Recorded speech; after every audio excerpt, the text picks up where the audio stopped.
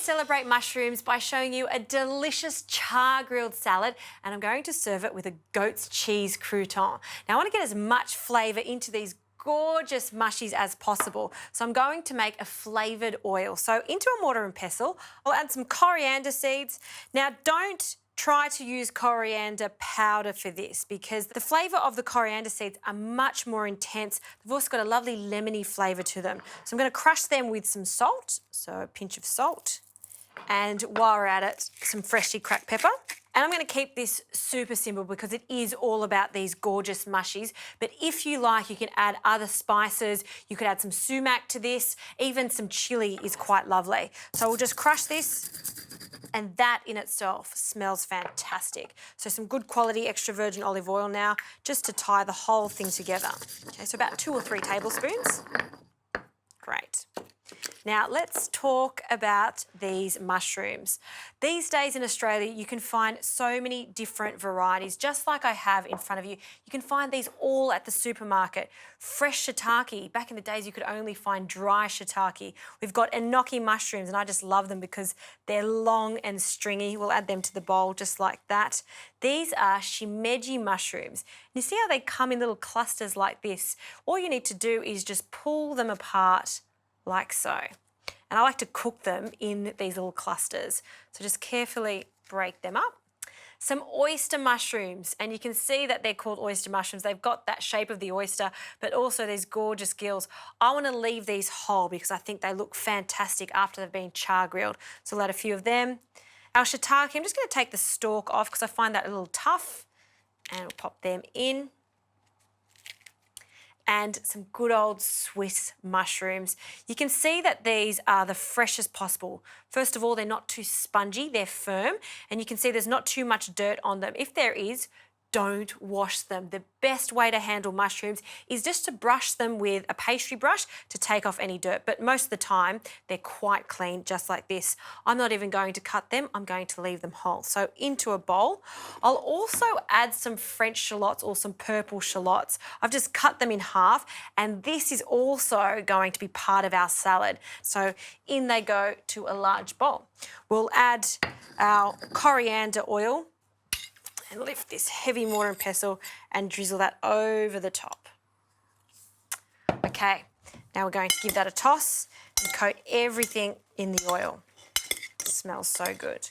Now I've been preheating my char grill over here. This is one of those salads I love to make in summer. You can make it all year round. You could also put this on the barbecue.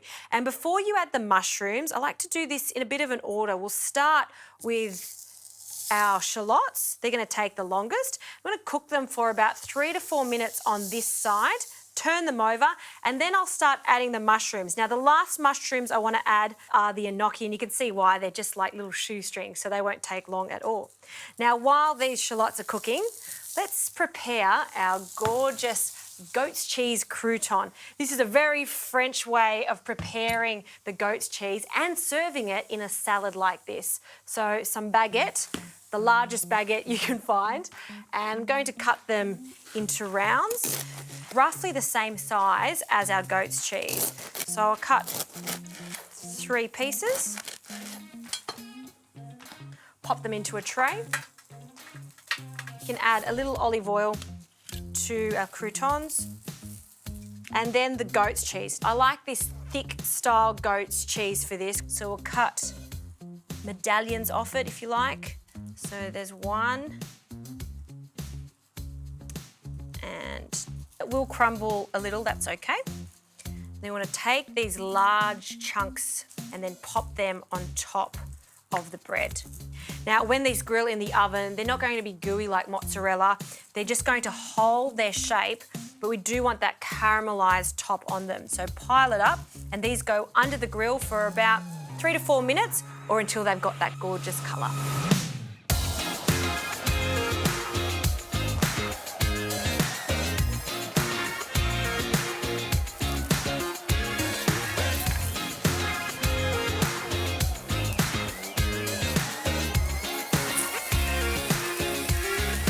Now for optimum flavour, this is what we're after, and that's why you should do this on a grill.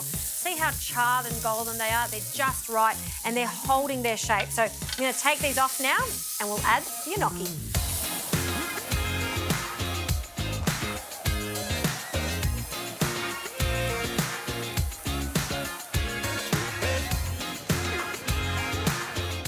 Okay, the mushrooms and shallots have come off the grill. I've just let them cool slightly. I just love them cooked on the barbecue or a grill.